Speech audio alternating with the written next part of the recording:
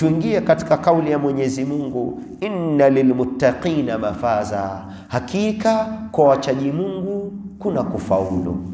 Inna lilmuttaqina mafaza, hakika, inna, hakika, inna kwa uhakika, lilmuttaqina kwa wachaji Mungu, mafaza kuna kufaulu duniani na akhira.